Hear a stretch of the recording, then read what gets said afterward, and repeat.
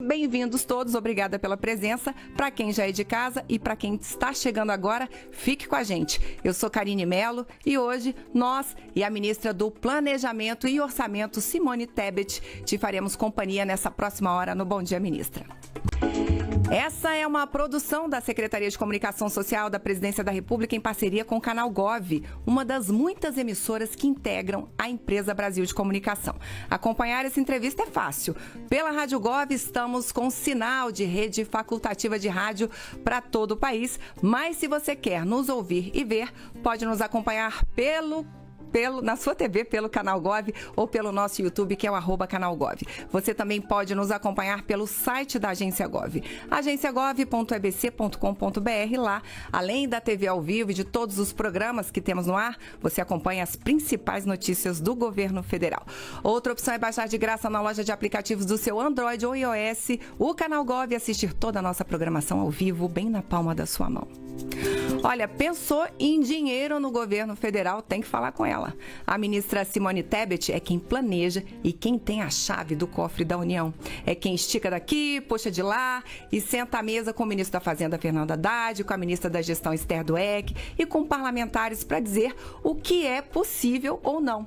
Na semana passada, uma peça fundamental para o país, o texto do Orçamento da União de 2025, que diz quanto o governo terá para investimentos esse ano, finalmente foi aprovado pelo Congresso depois de alguns adiamentos. E, como sempre, na hora de conciliar os interesses, o governo perdeu dinheiro em alguns pontos, mas reforçou o caixa em outros.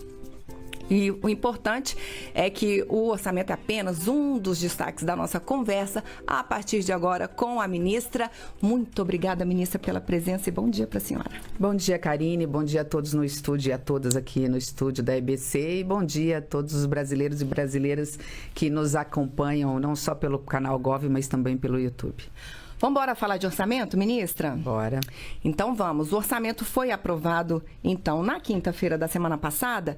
E aí, a gente vê notícias aí falando assim, mas o pé de meia não entrou.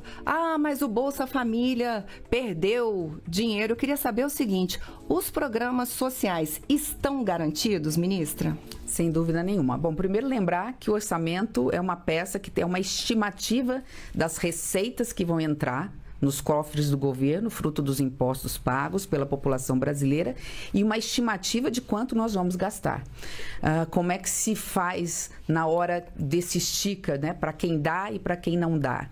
A gente estabelece prioridades. Nós temos o planejamento para isso. O que é essencial? A pergunta que a gente sempre faz, que Brasil nós queremos? Para quem nós queremos esse Brasil? E quem mais precisa de políticas públicas? Então, tem mais dinheiro na saúde, na educação, nos projetos sociais, nos projetos que alavancam a produtividade e o desenvolvimento do Brasil. Então, dentro dessa composição, ela é feita não só pelo Executivo, ela é feita também pelo Congresso Nacional. O Congresso Nacional tem também as suas prioridades, através dos diálogos nós vamos ajustando. E nós temos ao longo dos anos, dos meses, a oportunidade de mandar projetos onde a gente faz remanejamento do orçamento, ou seja, não vai faltar nenhum centavo para o Bolsa Família.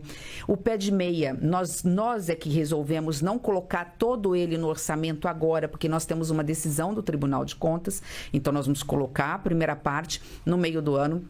A gente coloca o restante no orçamento, porque ainda mais esse programa, né, Karine, que foi um compromisso do presidente Lula quando eu o apoiei, que era um programa que foi fruto de uma campanha, na minha campanha, do nosso chamado Poupança Jovem, e é um programa do nosso coração, né? Não vai ser uma professora, como sou, dentro do Ministério, que vai deixar faltar dinheiro para o nosso programa mais importante hoje da educação no Brasil. Sem dúvida, ministra. Vamos começar, então, chamando as rádios? Vamos lá. Então, vamos embora. Vamos direto aqui para os estúdios da Rádio Nacional. E aí a gente está em rede aí com a Nacional de Brasília, Amazônia, Alto Solimões. Está lá, Priscila Mazenotti já está prontinha para falar com a gente. Oi, Priscila, um bom dia para você. Oi, Karine, bom dia para você, ministra, bom dia para a senhora e também para quem acompanha a gente. Queria ainda falar de orçamento, ministra. A senhora falou aí das negociações com o Congresso, né? Teve esse atraso.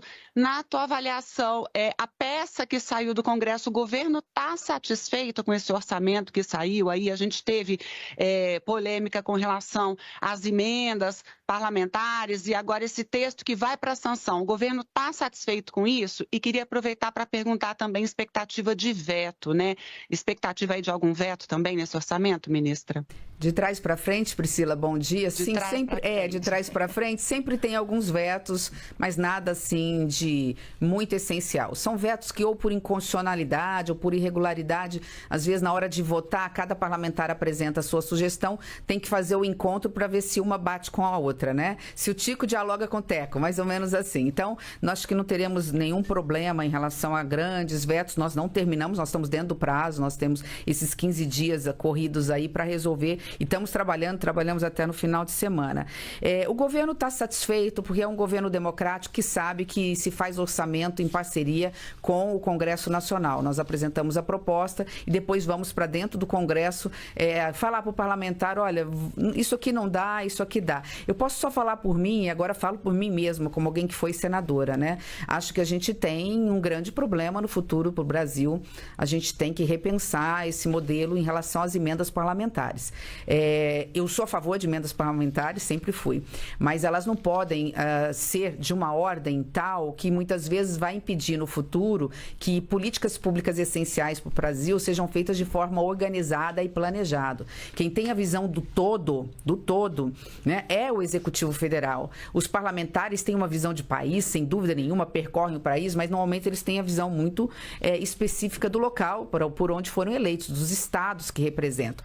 Então, quando a gente tem, e isso a gente vai demonstrar com muita serenidade para o Congresso Nacional no momento oportuno, quando a gente tem um orçamento onde as despesas livres, ou portanto o orçamento que pode ser remanejado, ele fica quase que 50% na mão do Congresso Nacional em forma de emendas e os outros 50% para investimento público na mão do governo federal, a gente vê que a conta não fecha, né? A gente não consegue atender todas as necessidades dessa forma. Então, assim, acho que houve um avanço em relação às emendas parlamentares, hoje está tendo mais transparência, rastreabilidade.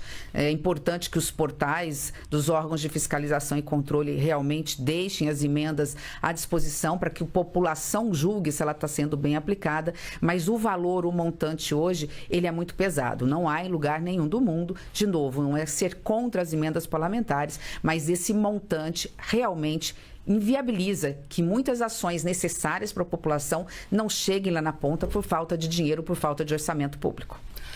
O ministro está chamando a atenção porque essa parte dos parlamentares para as emendas é um montante de 50 bilhões de reais, fora, me corrija se eu estiver errada, fora aí os 11 bi de emendas de 24 e 23 que tinham sido canceladas e foram ressuscitadas. Se me permitir um único número, só para colocar em números as pessoas entenderem. Nós temos mais ou menos, números redondos, eu vou falar referente ao ano passado, que esse ano a gente ainda não fechou a conta, 200 bi livre do...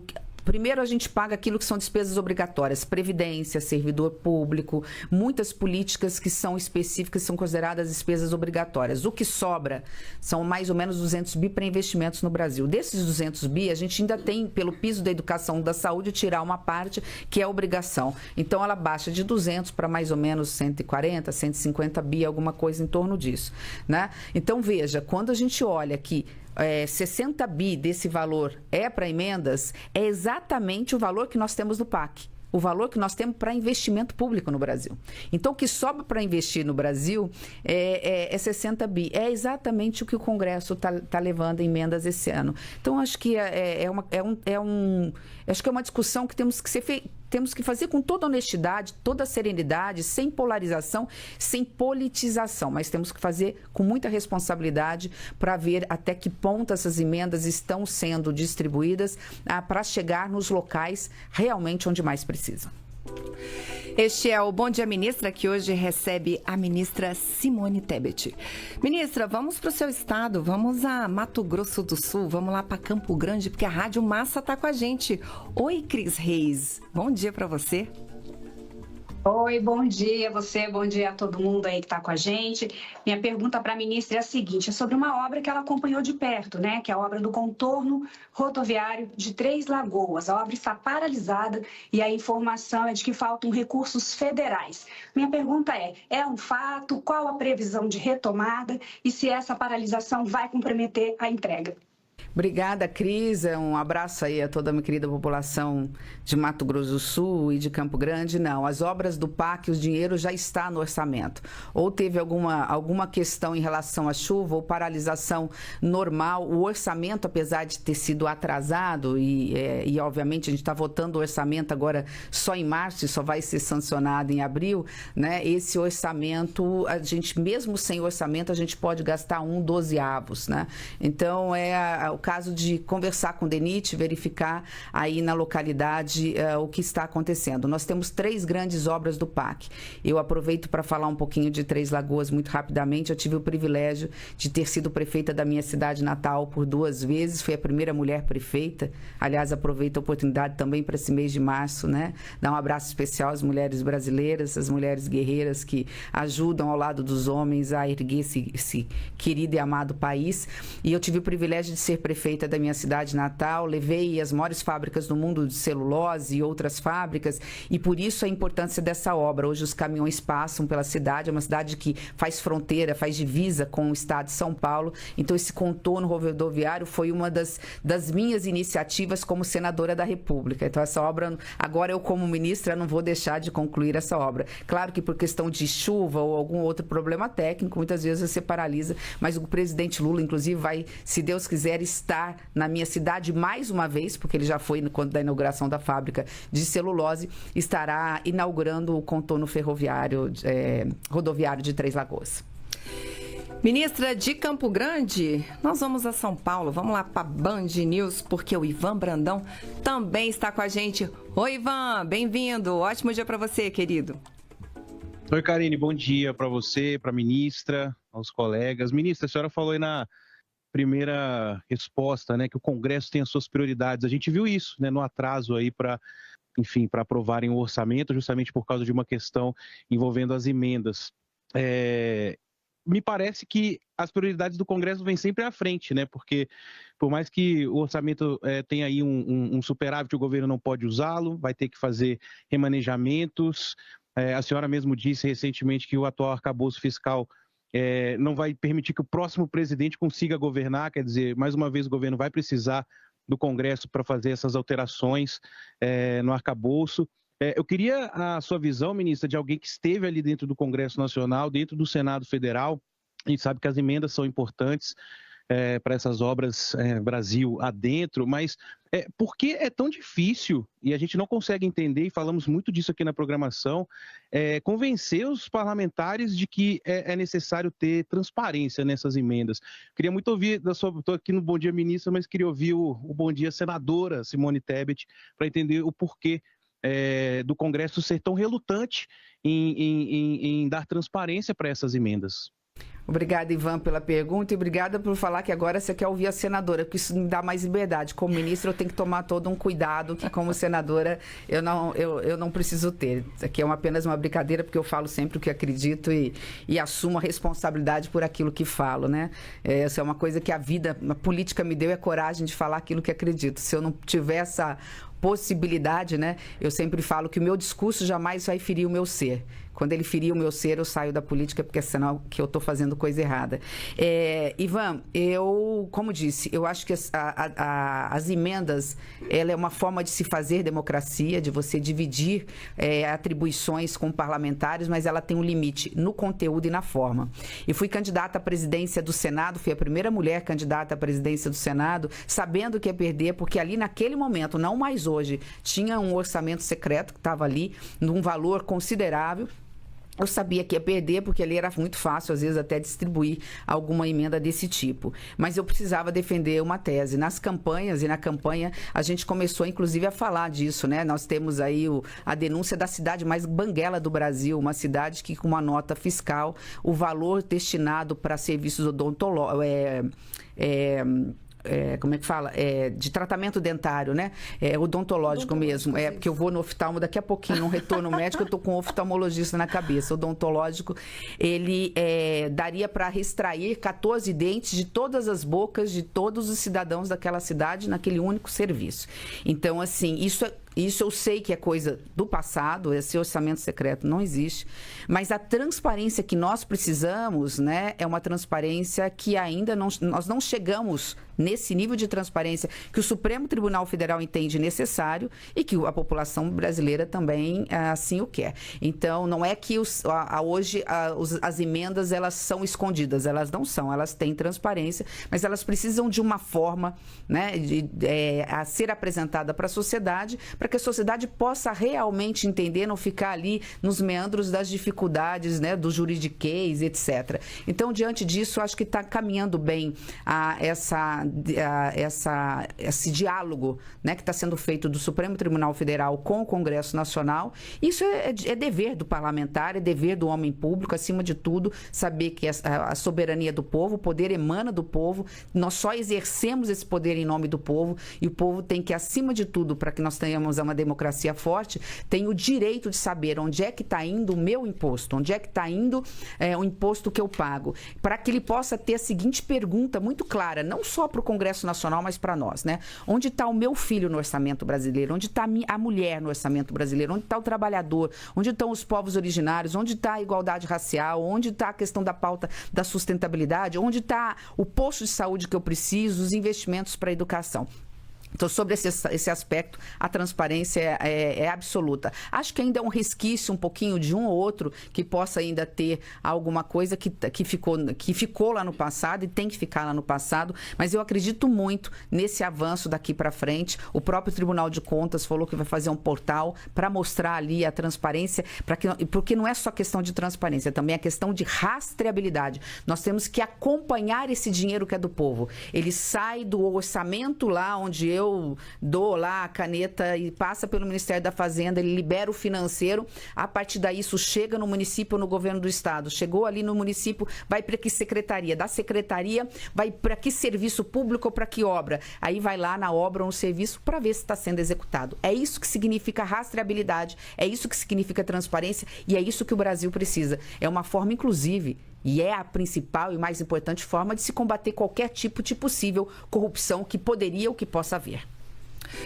Ministra, a gente vai agora para Salvador e, como eu disse na abertura do programa, a partir de hoje a gente começa a receber também colegas de alguns portais. Então já dou boas-vindas para Humberto Sampaio, que está lá no portal BNews em Salvador.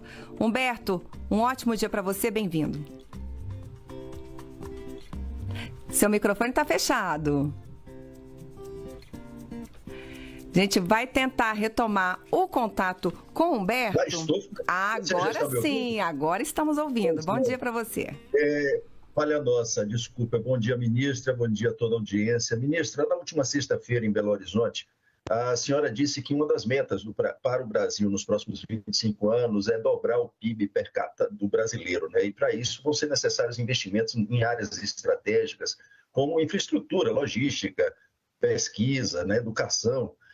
E como é que a gente pode garantir esses investimentos, ministra, se a cada ano o montante reservado para investimentos na lei orçamentária anual diminui percentualmente em relação ao ano anterior, ao orçamento geral do ano anterior, né? E aproveitando que a senhora já falou sobre esse tema, um pouco antes da aprovação do orçamento, eu entrevistei o senador Ângelo Coronel, que foi o relator geral do orçamento, e questionando a ele justamente essa disparidade entre o total de emendas parlamentares, no caso esse ano são 39 bilhões só de emendas impositivas, né, que representa quase 20% do total do que vai sobrar para investimentos no país, e ele disse que se o Brasil quisesse investir mais, que cortasse gastos, né? Então, como é que a senhora, primeiro, como é que a gente vai chegar a dobrar esse PIB per capita, né, e investindo como a gente precisa investir em áreas estratégicas, se a gente cada vez tem percentualmente menos recursos no orçamento para investimentos do que tinha no ano anterior, e como é que a senhora vê a declaração do senador Ângelo Coronel em relação à necessidade do governo ter que cortar gastos para continuar investindo? Obrigada, Humberto. Assim, você fez uma pergunta extremamente importante para a gente lembrar, né, que O meu ministério é o Ministério do Orçamento, que tem que, às vezes, vender o jantar para pagar o almoço, né? Porque a gente pensa no presente. O orçamento é isso, né? O que eu vou ter para o café da manhã, para o almoço e para o jantar. É isso que é o orçamento. É a minha responsabilidade como ministra do Orçamento. Só que eu também sou ministra do Planejamento. E o Brasil não tem cultura de planejar. Por isso que nós ficamos patinando há 40 anos, nós não crescemos. O crescimento do Brasil médio é de 1,2% do PIB, porque durante os últimos 40 anos, podem fazer as contas, vocês vão chegar a isso. O que está de errado? Entre outras coisas, é um processo muito estrutural que não cabe aqui, caberia um programa inteiro só para tratar disso. Mas o importante é que o governo do presidente Lula me deu uma carta branca, no sentido, obviamente, ouvindo a sociedade brasileira, de construirmos pela primeira vez uma estratégia do Brasil que queremos para os próximos 25 anos. E não é para os próximos 25 anos, só em 2050 que nós vamos dobrar o PIB per capita, só em 2050 que nós vamos ter mais crianças, todas as nossas crianças em idade escolar nas creches, nas escolas e daí por diante. É que Brasil que nós queremos já para 2026, para 2030, 35 e tudo mais. Dentre isso, nós estamos andando o Brasil nas capitais fazendo a seguinte pergunta: que Brasil queremos nos próximos 25 anos a partir do ano que vem e como fazer para chegar lá? Então, a meta que nós temos que nos impor é dobrar o PIB per capita para nos igualarmos aos países, né, vamos dizer assim, desenvolvidos. Porque a gente fala muito de PIB, ela fala assim, as pessoas não comem PIB, mas quando eu aumento o PIB da Karine, que é o quanto ela ganha, né? Qual é a renda dela, o meu, enfim, das pessoas que estão aqui ou que estão nos ouvindo, aí sim nós temos um país em que diminuímos a desigualdade social, alavancamos as pessoas, colocamos as pessoas da pobreza para a classe média, da classe média ascendendo e daí por diante. Então, de que forma você me pergunta? Uma delas eu te dou na ponta da língua nesse Dia da Mulher, não dá para, a pergunta é muito extensa, não dá para responder muito. Só temos condições de dobrar o PIB per capita se nós colocarmos pelo menos por baixo, algo em torno de quase 60% das mulheres no mercado de trabalho. Isso é fato.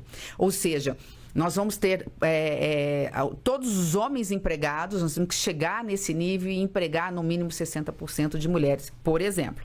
Então, assim, é possível dobrar o PIB per capita, é ousado até 2050, não é uma tarefa fácil nos próximos 25 anos, mas se a gente quiser acabar com a miséria, diminuir a pobreza, garantir dignidade de comida na mesa, as pessoas poderem comprar o que querem no supermercado, pelo menos terem essa dignidade, ainda que não possam comprar um carro novo, não possam fazer uma viagem, 2, 3 viagens por ano, apenas uma, a gente tem que realmente mirar essa meta. Em relação à sua segunda pergunta, só para não monopolizar, que eu sei que tem muitas aqui para vir, em relação a cortar gastos tributários, bom, a gente tem que cortar gastos tributários, é verdade, né? Mas toda vez que a gente leva essa pauta para o Congresso Nacional, nós temos lobbies no Congresso Nacional que não só gastos nossos, como os gastos tributários. E essa pauta é rechaçada. Vale lembrar que o ajuste fiscal que nós levamos para o Congresso Nacional, ele diminuiu, ele não aumentou, ele não ficou mais apertado, ele ficou mais frouxo. E isso dá problema para a gente controlar as contas públicas, né? Isso dificulta sobrar dinheiro para investimentos. Então, a gente vai muito devagar com a dor, vamos distribuir essa responsabilidade. A responsabilidade é do Executivo, mas é também do Congresso Nacional. E eu falo como senadora que fui com toda a autoridade de quem teve a oportunidade, também como mulher, ter sido a primeira mulher a presidir a Comissão de Constituição e Justiça, por onde passam os principais projetos, e eu vi a dificuldade. Quando a gente falava que o Brasil renuncia a 560 bi por ano de impostos, e não é dos pobres. A gente renuncia a 560 bi por ano, a maioria do setor produtivo, e muita coisa a gente tem que renunciar mesmo, porque é a forma do setor produtivo se tornar competitivo com o mundo. Mas quando a gente pensava em discutir algum ponto para ter uma média ali dos 560 baixar para 500, ou seja, ter 60 bi nos cofres públicos, é um parto. E não é um parto de 9 meses, é um parto de mais de 20 anos, porque a gente não consegue evoluir. Então, eu compartilho a responsabilidade e convido os parlamentares a colocar na mesa essa discussão do gasto tributário, e sou a primeira a estar lá com os meus colegas senadores debatendo esse assunto, que não tem jeito, é a saída para termos os recursos necessários para investir no Brasil. Ministra, já daqui a pouquinho vou chamar Porto Alegre, mas eu não posso deixar de aproveitar aí essa sua resposta para lhe perguntar a respeito do combate à sonegação de impostos, que tira dos cofres públicos 500 bilhões de reais por ano. É isso, ministra? É isso aí. E aí eu queria saber o que pode ser feito, ou o que está sendo feito nesse sentido de combater essa sonegação. É muito boa linkar a pergunta do Humberto, Karine, linkar, porque a gente faz uma conta muito simples. É fácil porque os números vou arredondar. Nós temos 500, são 560, vamos colocar 500, né? Vamos dar isso de barato, né? 500 bi de renúncia, né? De gastos tributários a gente chama de renúncia, né? Tem coisas que não dá para mexer mesmo. Você tem o super simples que estimula, né, o pequeno a poder produzir, ele gera, né, o microempreendedor, o pequeno, micro, médio investidor e empreendedor é aquele que mais gera emprego. Enfim, nós temos algumas que não tem como mexer, outras daria para fazer um pente fino, né? Mas vamos lá, nós temos 500 bi de dinheiro que não entra nos cofres públicos, mais 500 bi de sonegação, né? E mais ou menos 5 trilhões, mas tem moeda podre aí, vamos colocar 1 trilhão, vamos baixar isso para 1 trilhão de contencioso administrativo, discussões jurídicas, de teses que assim, o governo acha que tem que receber, a pessoa fala, mas eu não tenho a obrigação de pagar, né? Dentro desse processo está parado. Então, quando a gente olha, é muito dinheiro que pode ser usado para políticas públicas, para atender vocês que estão nos ouvindo, do BPC, da aposentadoria, que hoje cresce muito gasto com a aposentadoria, as obras, para chegar a creche lá na ponta, o hospital, não faltar remédio, zerar as filas de exames, cirurgias e consultas no SUS.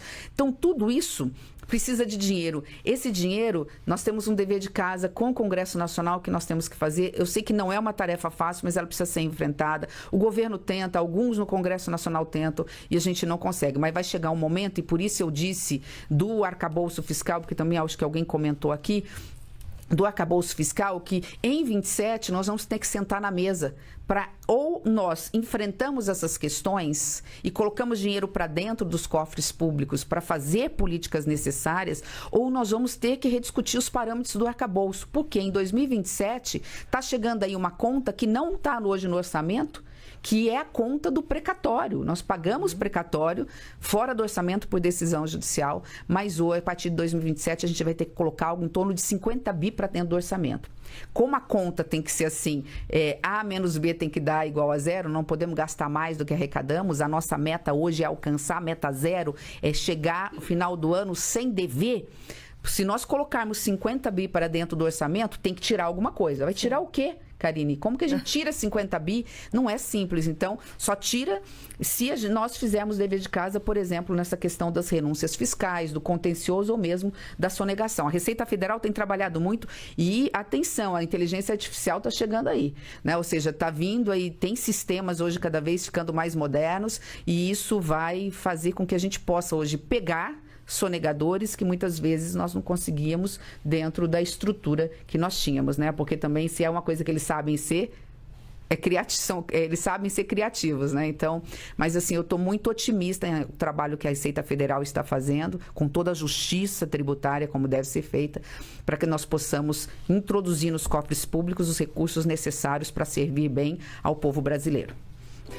Ministra, agora sim, vamos a Porto Alegre, vamos lá para a Rádio Gaúcha, porque o Gabriel Jacossen já está com a gente. Oi, Gabriel, bom dia para você. Olá, bom dia, Karine, bom dia, ministra. Vamos lá, 2 perguntas. A primeira pergunta é sobre política monetária, ministra.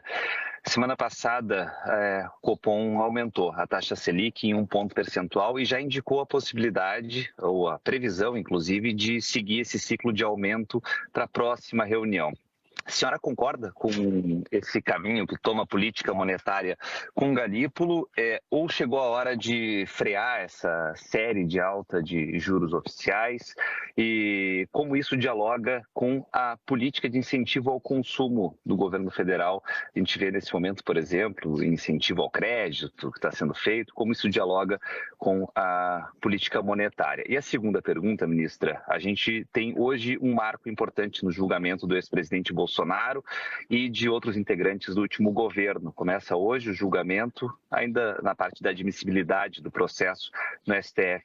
O que a senhora imagina de impacto desse julgamento do ex-presidente Bolsonaro por tentativa de golpe de Estado para a estabilidade política e econômica do país? Obrigado, ministra. Eu que agradeço, Gabriel. Também vou de trás para frente, que essa segunda pergunta é bem mais objetiva e rápida. Eu sou advogada, então, assim, decisão judicial transitada em julgado não se discute, né? Se cumpre, depois, obviamente, você pode tentar, em última instância, tentar mais algum recurso, né? Eu nasci num berço defendendo a democracia como base de tudo. Sem democracia, eu não estaria aqui falando o que eu estou falando, nem você tendo o direito de fazer essas perguntas sem sair daqui e, de repente, ser algemado, preso e, muitas vezes, não saber o que fizeram com a gente. A gente precisa dizer isso porque tem uma geração de jovens que não viveu esse período e acha que democracia é um conceito muito distante da nossa vida e sem muita importância. Não é a base de tudo.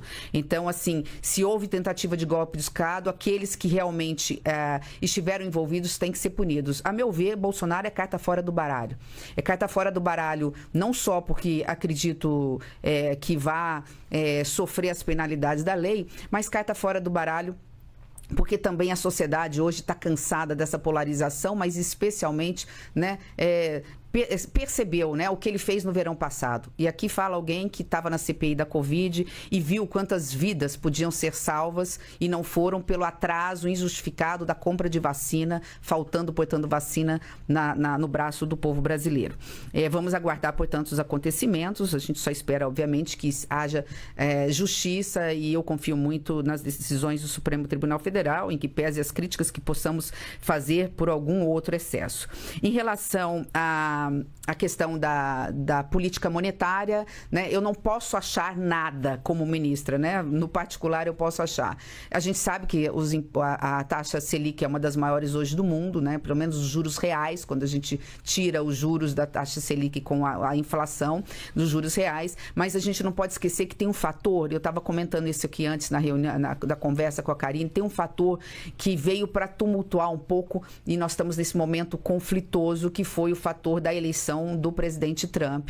A gente tem que aguardar ainda o que está vindo da política externa.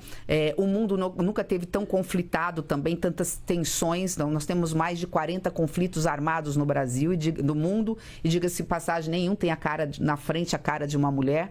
Então, diante disso tudo, o mundo está inflacionado, o mundo está tensionado. Nós temos que saber como que vão ser as relações comerciais dentro dessa nova ordem mundial que o governo americano está querendo impor do nacionalismo. E isso tem impacto também nos juros do Brasil. Eu diria que algo em torno de 30 dias, talvez nós tenhamos, pela parte da política externa, uma acomodação, um entendimento mais claro de qual é a nova ordem econômica que está sendo colocada por esse que é um dos maiores parceiros comerciais do Brasil, que são os Estados Unidos. Olhando para dentro, há sim o fator das contas públicas, é um fator que preocupa o Banco Central e por isso isso não é segredo, está lá no comunicado, e em breve vai estar na ata, nem lembro, nem vi agora se a ata já saiu, mas linkando com a sua pergunta em relação ao consumo, eu não vejo essas medidas que o presidente e a equipe econômica têm apresentado nesse momento, como algo que vai impactar a inflação, e explico por quê, né? A questão do consignado para o trabalhador da iniciativa privada não é só uma questão de justiça, né? É uma questão de poder, diante de fatos que nós temos, de dados que nós temos, de que a população brasileira está altamente endividada e altamente endividada com juros muito mais altos do que quem pega o consignado por ser aposentado ou servidor público, que ele possa trocar uma dívida com juros altíssimos por uma dívida mais barata. Então, ele vai liquidar essa dívida mais rápido, vai sobrar um pouquinho mais no orçamento dele. Claro que você fala, o pouco que sobra, ele vai para o supermercado, mas é o mínimo que o Estado brasileiro tem que suportar e arcar. Nós temos que arcar com isso. Segundo ponto, só para encerrar, em questão também de estímulo ao consumo, que é a questão do imposto de renda dos R$5.000, ninguém votou enganado. Essa foi uma promessa de campanha do presidente Lula. Eu mesmo, quando fui candidata, prometi, no primeiro momento, isentar imposto de renda em R$3.000. Na minha campanha. Então, assim, ele está apenas colocando em prática, porque é assim que tem que ser, né? A gente reclama que os candidatos, prefeitos, prometem e depois não cumprem. Aí, quando a gente vota no candidato e ele foi eleito pelo voto popular, né, a gente não pode reclamar que vai agora colocar em ordem aquilo que prometeu, né? E queria fazer ano passado, não deu, e vai fazer só no último ano, porque esse ano também ficaria muito pesado para o orçamento público. Então, eu não vejo essas medidas do consignado e do imposto de renda, que inclusive é só para o ano que vem, lembrando que é abril do ano que vem, essa isenção, tem algum impacto para efeito de estimativa do Banco Central em relação aos juros. O que eu posso, para terminar, porque esse assunto é importante, é talvez o que está na ordem do dia, né? Lá no bar, tomando uma cerveja ou no campo de futebol, todo mundo discutindo em que momento esses juros podem começar a cair, né? Dependendo, de novo, da política externa, essa nós não controlamos, mas dependendo dela, nós estamos assim, com toda a tranquilidade, controlando as contas públicas. Eu tenho a impressão que já no segundo semestre deste ano, a gente já pode começar a ter uma queda, ainda que mínima, dos juros no Brasil, nas próximas, não na próxima, mas nas outras decisões do Copom. Este é o Bom Dia Ministra, que hoje conversa com a ministra do Planejamento e Orçamento, Simone Tebet. Vou aproveitar essa pergunta aí do colega da Gaúcha, o Gabriel, sobre inflação, sobre juros, né? Ele estava falando de juros, eu vou falar mais um pouco sobre inflação, ministra. Porque é isso que a senhora estava falando. Na mesa de bar, todo mundo fala, poxa, o mercado está caro. Vou no mercado, gasto lá todo o meu dinheiro, tudo que eu ganho vai quase tudo no mercado. E a gente viu que o governo tomou várias medidas, zerou impostos da cesta básica, reduziu tarifas de importação. E aí eu queria saber quando é que o brasileiro, na sua avaliação, vai ter a sensação de estar pagando menos no mercado, e quero saber como os estados podem colaborar nisso, como o pacto federativo, que a gente chama, que é os estados ali entrando junto com o governo, tomando medidas também. Como é que isso pode ajudar, ministra? Bom, de novo de trás para frente, porque em relação aos estados é bem simples, né? Assim, alguns estados não têm isenção de imposto do ICMS na cesta básica. Tudo bem que não possam muitas vezes fazer pelo ano inteiro, porque isso impacta as contas deles, mas nada impede de darem essa isenção, apertar o cinto, que é o que a gente faz aqui com os gastos públicos. A gente faz ajuste, corta supérfluos, combate erros, combate fraudes para conter do lado que não precisa, para sobrar do lado, ou para ter do lado que precisa. Então, quem sabe um ICMS, uma suspensão do imposto na cesta básica daqueles produtos que já não estão isentos definitivamente, temporariamente, até que as coisas positivas acontecem, que é a sua primeira pergunta, né? O mercado está caro, é verdade, mas lembrando num comparativo ao governo passado, há 4 anos atrás, nós tivemos uma inflação de 2 dígitos. Hoje a inflação é de 5,4, 5,5, é muito alta. Nós não podemos aceitar, nós temos que mirar o centro da meta de inflação. Não vamos conseguir mirar 3, quer dizer, alcançar 3, mas temos que mirar 3, porque essa inflação tem que baixar de 5 e tem que baixar de forma urgente. Não é simples, mas nós precisamos colocar isso como dever de casa, e fazemos isso na equipe econômica, porque inflação é o imposto mais perverso para os mais pobres. Mas dito isso, quer dizer, tendo esse parâmetro, nós tivemos já uma inflação de 10% ao ano, não muito tempo atrás, e os alimentos subiram acima do que nós estamos comparando agora. O problema é que, neste momento, nós tivemos uma tempestade perfeita, ou no caso, imperfeita. Porque os produtos que mais subiram, que mais fazem falta, são aqueles produtos que são mais caros para o coração ou para o paladar do povo brasileiro, que é o ovo, que é o café, né? Misturado à cesta básica de um modo geral. Nós não produzimos o suficiente de trigo, nós não produzimos o suficiente de arroz, nós temos que importar arroz, embora o arroz aí não é o vilão do processo. Então, diante disso, nós tivemos mudanças climáticas no mundo. A questão do café dificilmente vai subir tão rápido, porque teve quebra da safra no segundo maior produtor de café. O primeiro é o Brasil, tivemos problema climático. E no Vietnã, um pé de café leva 4, 5 anos para produzir. Então, vamos esperar a mudança climática para a questão da safra do ano que vem, para termos uma um alívio no café. Mas muitos produtos, eles são mais rápidos de serem produzidos. O agronegócio brasileiro esse ano, ele vem muito forte. Aliás, ele é que vai dar sustentabilidade para o nosso PIB. Eu ouso dizer que nós provavelmente não vamos chegar a um crescimento de 3%, mas vamos crescer acima das projeções que nós mesmos estamos fazendo, porque vem uma safra muito forte. Então, vem uma safra que vai ajudar no crescimento do país, portanto, na geração de emprego e renda, e vai ajudar no barateamento dos alimentos. Por fim, Karine, é importante dizer, o governo tomou as medidas certas na medida certa. Não tinham outras alternativas na mesa que não fossem medidas heterodoxas e muito perigosas, que seguraria o preço agora e depois de 6 meses a 1 ano o preço explodiria. Então o presidente foi muito equilibrado ao falar, vamos fazer tudo no limite do possível para que daqui 60 dias os preços comecem a cair no supermercado. E uma medida que é pouco falada, mas esse assunto é importante, é a medida do MAPA, do Ministério da Agricultura, do Fávaro, que estabeleceu o seguinte, hoje você fala assim, poxa, mas o ovo no interior de Minas Gerais está barato. Tá caro, mas eu falo, mas como se aqui em Brasília tá caro?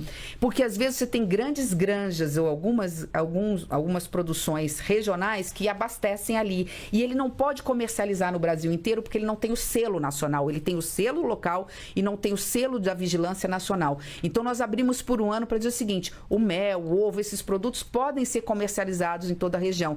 Ou seja, no Brasil todo, o que significa que com base nisso também, alguns produtos vão também chegar em outras regiões mais baratos. Então, é um mix de medidas, como algumas você já citou, eu não vou aqui citar novamente, como a questão de tirar o imposto de importação de alguns produtos, que vão dar um alívio daqui a uns 60 dias, 45 a 60 dias, no bolso do povo brasileiro. É isso, e com isso a gente vai para o Portal Dia, no Rio de Janeiro, pela primeira vez com a gente aqui. Muito bem-vindo, viu, Saulo Júnior? Bom dia para você. Seu microfone está fechado. O pessoal dos portais está entrando agora pela primeira vez, então o pessoal ainda não está lembrando de ligar o microfone, mas vamos lá.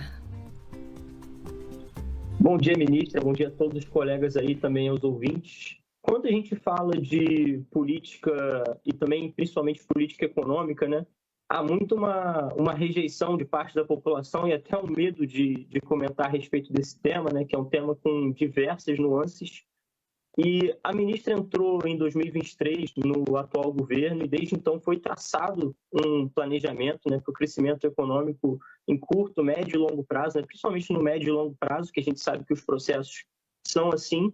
E eu queria entender, agora a gente está em março de 2025, eu queria entender se o momento que o país está agora, né, o momento econômico que o Brasil vive agora, é o que era esperado quando a ministra, por exemplo, assumiu o cargo. Se não, a que é atribuído isso? Há algum atraso? Como fazer para recuperar esse tempo? Não tem mais como recuperar? Eu queria entender isso no ponto que a gente está a partir do momento que foi iniciado esse novo projeto nessa gestão do governo. Nossa, Saulo, a sua pergunta é tão importante. Eu estava comentando assim aqui também no estúdio, né? A gente precisa fortalecer a boa política. E a boa política se fortalece quando a gente mostra para a população brasileira o que está dando certo, não só aquilo que está dando errado. No sentido assim, dando errado quando digo, quando no mundo conflitado e nessa questão de enfrentamento às mudanças climáticas, nos pegou a todos, né, de calça mais curta em relação à quantidade de produtos que ficaram mais caros da cesta básica. É preciso olhar o outro lado da moeda, né? Um povo, ele vive de esperança, mas ele vive de notícias boas. Senão qual é a razão da gente querer levantar todo dia, né? Nessa corre-corre do dia, pegar transporte público e ir trabalhar? A gente precisa mostrar o Brasil real. E o Brasil real, o Brasil que está dando certo. O Brasil está dando certo. Fala alguém aqui que não é do PT, que é da Frente Ampla, que é uma pessoa de centro. Eu dialogo com a esquerda, eu dialogo com a direita, eu tenho a capacidade de fazer as críticas construtivas para os dois lados. Eu falo aqui como professora, eu falo aqui como quem faz política há muitos anos, provavelmente não, eu comecei a fazer política, o Saulo, pela fotografia que eu vi aqui, pela imagem, acho que não era nem nascido. Então eu já vi momentos muito mais críticos, uma inflação que bateu mais de 90% ao ano. Não estou desmerecendo a inflação que está altíssima e nós não podemos conviver com uma inflação de 5,5% no Brasil. Não é isso. Eu estou apenas justificando que, assim, nós temos dentro desse planejamento que você comentou, nós sabemos onde queremos chegar, como chegar e estamos fazendo o dever de casa. Nós vivemos momentos onde nós tínhamos 1/3 da população brasileira na mais absoluta miséria, não é pobreza. Nós acabamos de sair Estamos saindo do mapa da fome, nós nunca tivemos tantas pessoas empregadas, e fazendo um parênteses, nós nunca tivemos tantos jovens no mercado de trabalho, nunca tivemos tantas mulheres no mercado de trabalho. A massa salarial, embora o alimento esteja caro, né, lá atrás, no governo passado, ele estava caro e o salário mínimo só subia com a inflação. Agora o salário mínimo sobe com a inflação mais um percentual, ou seja, está tendo ganho de massa salarial. Há muito tempo o Brasil não crescia 2 anos consecutivos acima de 3%. Isso significa mais renda, isso significa movimentar o comércio, a indústria. Acabamos de aprovar uma reforma tributária que sozinha, a partir de 27, sozinha, estamos falando de crescimento de PIB, ela pode fazer o Brasil crescer todo ano quase 1%. Sozinha, só pelo que ele significa para a indústria brasileira. Se a gente ficar falando aqui, balança comercial, nunca exportamos tanto, estamos vindo com uma safra agora forte. Todos os números que nós olharmos, né? Todos os números, inclusive na área da educação, na área de saúde, a gente tem gargalos, a gente tem um problema sério de segurança pública no Brasil, temos que ter uma política mesmo de enfrentamento a essa questão. O roubo de celulares, o furto é alguma coisa que está hoje entrando não tem uma família que não tenha sofrido esse tipo de situação. A gente tem problemas, mas eu acho que eu não esperava, de resumo, e estou falando de novo, alguém que não é do Partido dos Trabalhadores, alguém que não é de esquerda, mas que tem um respeito muito grande pelo presidente Lula e acredita no projeto que nós estamos traçando. Eu falo com toda a tranquilidade e isenção, eu não esperava números tão positivos em tão pouco tempo. Eu não me lembro, nos 25 anos que faço vida pública de mandato eletivo, fora o tempo que eu acompanho lutando por democracia e depois ao lado do meu pai, quando também ele foi político lá atrás, já falecido há muito tempo, eu não me lembro de um momento onde todos os números da macroeconomia caminhavam também. A gente tem, sim, para encerrar, um dever de casa. E aí fala aqui alguém que é mais liberal na economia. Nós precisamos fazer ajustes fiscais mais robustos no futuro, sem tirar direito de ninguém. Quando fala em ajuste fiscal, vai tirar direito do trabalhador, não precisa tirar um direito, porque tem tanta gordura para fazer. Agora, lembrando, isso nós dependemos de parceria do Congresso Nacional, porque quando apresentamos as medidas, o Congresso tem que estar com vontade de votar. Nós estamos perto de um processo eleitoral, aí fica mais difícil. Acho que a janela, repito, acho que a janela para as grandes mudanças estruturais no ajuste, elas acabarão ficando para pós-eleição de 26. O conteúdo dessa entrevista e outras que a ministra Simone Tebet nos deu aqui, você consegue acessar pela Rádio Gov, radiogov.ebc.com.br, e você também pode recuperar essa entrevista na íntegra no nosso canal no YouTube, que é o @canalgov. Ministra, vamos a Belém do Pará, vamos lá para a Rádio Holland, porque o Alex Prestes também está com a gente. Oi, Alex, bom dia para você. Bom dia. Ó, seu áudio está falhando, a gente vai tentar ver se consegue te ouvir. Vamos lá. Bom dia novamente, bom dia, ministra, bom dia a Karina. Olha, bom dia aos colegas também. Ministra, diante da necessidade de alcançar o superávit primário, como o governo pretende equilibrar a contenção de despesas com a manutenção ou também a ampliação de investimentos públicos essenciais para o crescimento econômico? Muito boa pergunta, Alex, porque não há crescimento no Brasil sem investimento público. Aliás, sem investimento público e privado.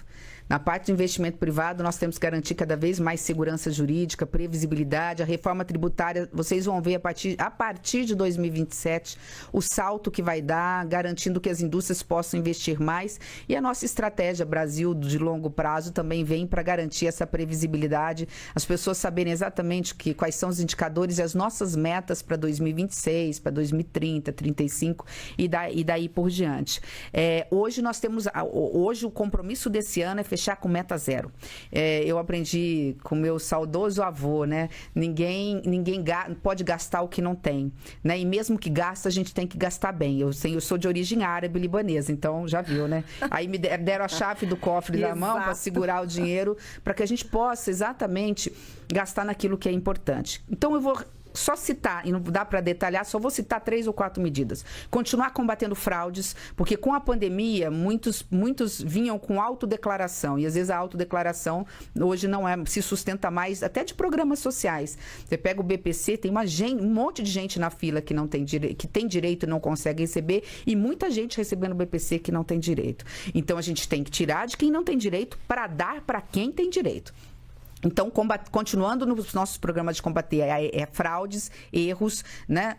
Entrar na qualidade dos gastos públicos, acabar com sombreamento, tudo isso nós já estamos fazendo. Isso para alcançar meta zero é suficiente, tanto que nós estamos mirando a meta zero esse ano. Mas, a partir do ano que vem, nós temos uma meta de superávit, como você bem lembrou. Dentro disso, nós precisamos colocar outros elementos na mesa, estamos trabalhando nesse sentido, nós estamos na verticalidade dos gastos tributários. Lembra daqueles 560 bi de renúncia fiscal, já que você não vai acabar com o programa, não vou acabar com o Super Simples, mas eu preciso saber se a pessoa que está lá com o Super Simples, que ela tem um faturamento médio de X, e é por isso que ela está no Super Simples e paga menos impostos, se ela não abriu 5, 6 empresas, portanto, com o mesmo CPF, para fugir do imposto maior. Então, tudo isso é feito, já está sendo feito, a Receita Federal tem trabalhado para que a gente tenha receita nos cofres para servir a população naquelas demandas mais essenciais.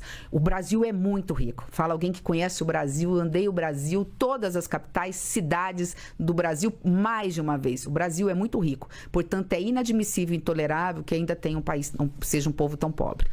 Ministra, vou aproveitar que a gente está em Belém do Pará, falando lá com a Rádio Holland, e aí eu quero falar um pouquinho da COP30, né? COP30 está aí mais ou menos 8 meses aí para a COP30, e aí a senhora que vem de um estado que é potente no meio ambiente e no agro também, queria saber como é que fica, né, essa continuidade de crescimento no agro. A senhora disse que é esperada aí uma super safra. Como é que a gente concilia isso com o meio ambiente? Estamos conseguindo fazer isso? Em que pé estamos aí nesse equilíbrio entre o agro e o respeito ao meio ambiente? Primeiro, a COP30 vai ser uma grande oportunidade, né, do Brasil mostrar para as maiores autoridades do mundo o que é a floresta amazônica. Eu acho que esse é o grande legado da COP30, mais do que qualquer outra coisa. E a partir daí, nos ajudarem a preservar a floresta. Nós temos avançado muito nessa pauta, especialmente na diminuição do desmatamento ilegal na Amazônia, no Pantanal. Eu venho do estado onde tem o Pantanal, que é o bioma mais frágil do Brasil. Ele é menorzinho, então as pessoas às vezes se esquecem dele, onde mais de 50% das suas águas perderam-se definitivamente. Nos últimos 35 anos, nós perdemos metade das áreas alagáveis do Pantanal e não voltarão. Então, não é discurso agora, isso é realidade. Isso tem que ser colocado na mesa. Os rios secaram. Secaram. Né, não voltam mais, quer dizer, a gente tem áreas alagadas, mas uma área muito mais restrita. Então, nós estamos falando de perdas aí de vidas, da fauna, da flora irreversíveis. Este é o cenário que nós temos e nós temos que enfrentar. Mas nós temos um povo ainda miserável, ainda que necessita que o país cresça. É possível compatibilizar? Sem dúvida nenhuma. O agronegócio, o verdadeiro agronegócio, ele é sustentável, porque se ele não for sustentável, se ele não cuidar dos mananciais da sua terra, dos rios que ali percorrem, ele não produz. Ele não tem dinheiro para irrigar. Imagine irrigação no quintal da casa da gente. Já é caro, imagine você irrigar todas as milhares de hectares para produzir. Então, se o agro não cuidar das reservas florestais, da área de reserva e dos próprios rios e da questão ambiental, não há como produzir. Então, é possível você alimentar o Brasil, alimentar o mundo, e o Brasil é hoje o celeiro do mundo. Nós alimentamos, o planeta Terra tem que quase 8 bilhões, nós alimentamos 1 bi de pessoas no mundo praticamente. Então, o Brasil tem condições de continuar alimentando o Brasil, alimentando o mundo, vendendo, portanto, isso traz dólar, isso organiza as finanças brasileiras, sem precisar derrubar nenhuma árvore. É possível isso com produtividade. Aqui eu não poderia encerrar, Karina, sem fazer a minha devida homenagem a esta empresa que é uma referência mundial, que é a Embrapa. A Embrapa, ela precisa ser mais valorizada por todos nós e reconhecida, porque, por exemplo, agora ela está permitindo que trigo seja plantado no Cerrado brasileiro. No meu estado, vamos plantar agora, recentemente eu vi uma matéria ontem, 40 mil hectares de trigo. A gente lembra, trigo vai no pãozinho, vai na nossa massa do macarrão, vai em tudo na nossa vida, ou pelo menos na minha, que não vivo sem carboidrato. Mas, enfim, então, essa pergunta me permite fazer essa homenagem à Embrapa, que é reconhecida no mundo e reconhecida por todos nós. Com certeza, ministra. Dá tempo ainda para a gente voltar para a Rádio Nacional. Priscila Mazenotti, que só fez uma pergunta, a maioria dos colegas fizeram duas. A Priscila fez uma. Vamos lá, Priscila. Oi, Karine. Então, ministra, eu queria saber o seguinte da senhora. Ano que vem tem eleição, vai ser um ano mais curto em termos ali de votação, de discussão do Congresso Nacional. Então, para esse ano agora de 2025, passado aí esse atraso, essa articulação toda para votar o orçamento, qual vai ser a prioridade, hein? Os olhos do governo no Congresso Nacional vão estar voltados para que área, que projeto, qual a prioridade? Priscila, a gente tem muitas medidas microeconômicas, a gente fala muito sempre do macro, né? E às vezes esquece que algumas medidas microeconômicas, o próprio consignado, né, que é muito específico, elas têm tanto resultado positivo para a economia e para a vida das pessoas, quanto as grandes medidas macroeconômicas, como combater a questão dos juros altos, da inflação e tudo mais, né? Então, a gente tem esse pacote de medidas microeconômicas. Eu colocaria de novo as duas. Eu colocaria a questão do imposto de renda, da isenção de 5 mil, havendo compensação. É muito importante dizer que se nós abrirmos mão e vamos abrir mão de receita, é preciso compensar para dar 0 a 0. Se a gente não compensar, não tem dinheiro para fazer políticas públicas. Isso é importante colocar na mesa. Isso está acontecendo e tem o compromisso do Congresso Nacional de achar alternativas. Também é um governo, é um Congresso que ele tem um viés um pouco fiscalista, então nisso me dá conforto. E também a questão do consignado.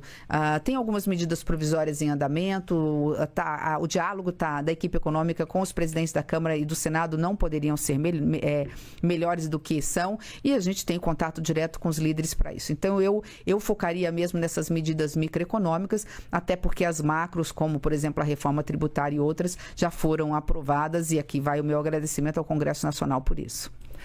Olha, se a Cris Reis, da Rádio Massa, em Campo Grande, e a ministra forem bem rápidas, dá para a Cris entrar de novo. Vamos lá, Cris? Seu áudio está fechado. Ai. Áudio fechado. Oi, voltou.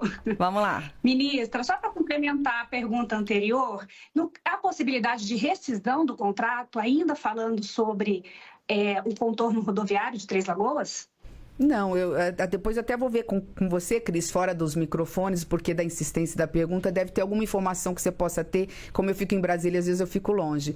Só haveria possibilidade de rescisão se tivesse alguma das partes, no caso da empresa, não estivesse honrando ou estivesse fazendo um serviço que não está adequado dentro do contrato. O contrato está dentro do cronograma. Às vezes o orçamento brasileiro, como não foi votado, você suspende temporariamente, 20 dias, 15 dias, porque o orçamento só votou agora.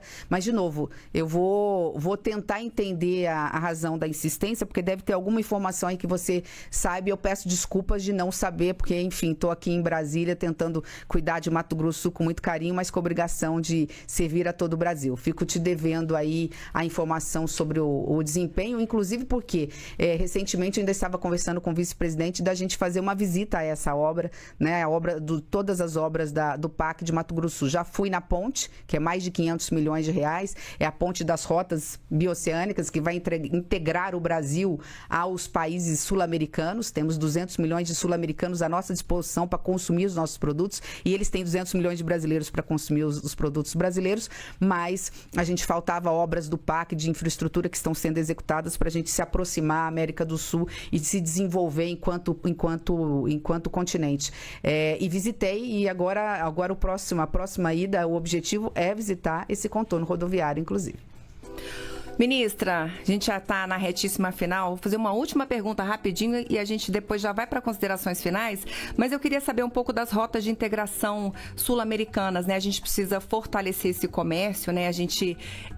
Os ministros todos falam em diminuir dependência de determinados países em certos produtos. E aí eu queria saber como é que está essa rota de integração aqui sul-americana e queria pedir uma resposta objetiva.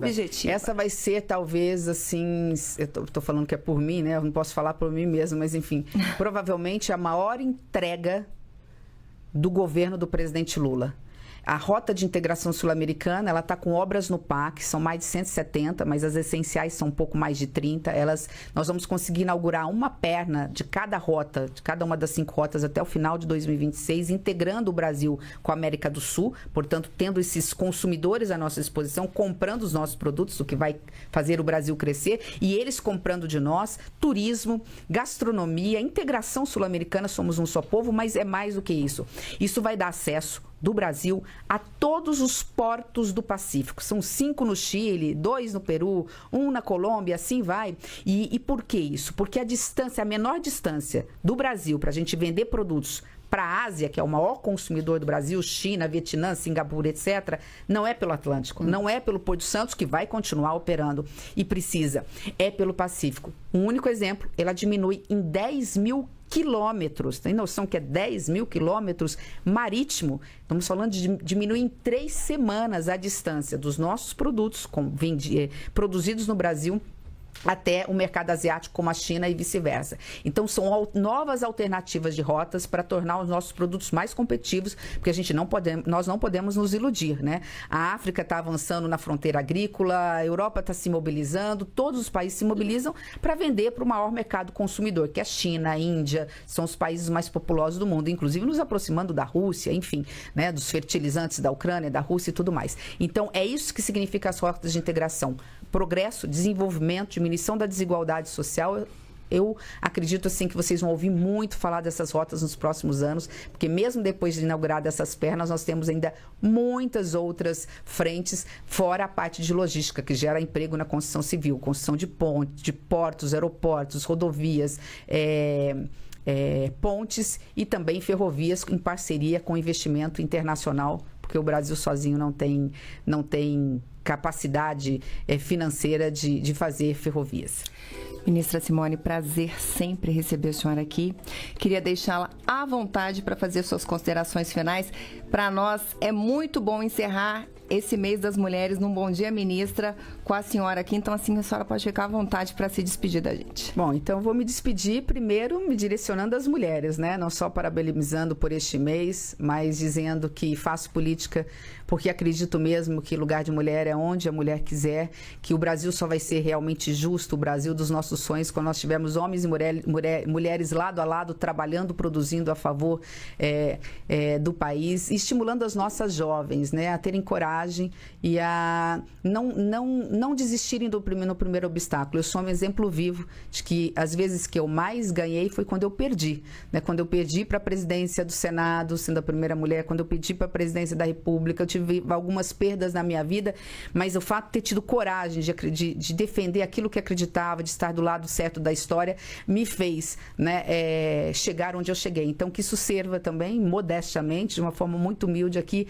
né, um exemplo e um estímulo a vocês, mulheres aí, que passam sempre por dificuldades. E para todo o Brasil, né, dizer do meu eterno otimismo. Eu conheço o Brasil, eu conheço as potencialidades do Brasil. Então, acreditem, o Brasil tem tudo para dar certo, já está dando certo, apesar da inflação, apesar do problema com insegurança, apesar de muitos gargalos que nós temos, é só fazer uma comparação como nós estávamos há alguns anos atrás e como nós estamos hoje. E o Brasil não só tem tudo para dar certo, como vai dar certo. O governo do presidente Lula, até final de 2026, vai entregar um Brasil muito diferente, mas acima de tudo, né, com muito mais igual e muito mais feliz do que quando entrou. Obrigada, ministra. Até uma próxima. Sempre bom recebê-la aqui. Quero agradecer também os colegas das rádios e dos portais que me ajudaram a fazer o Bom Dia Ministra de hoje. Espero revê-los numa próxima oportunidade. Esta semana, em função da agenda do presidente da República na Ásia, não teremos outro Bom Dia Ministro. Mas na semana que vem, a gente se vê na terça e na quinta-feira, no mesmo horário, às 8 da manhã.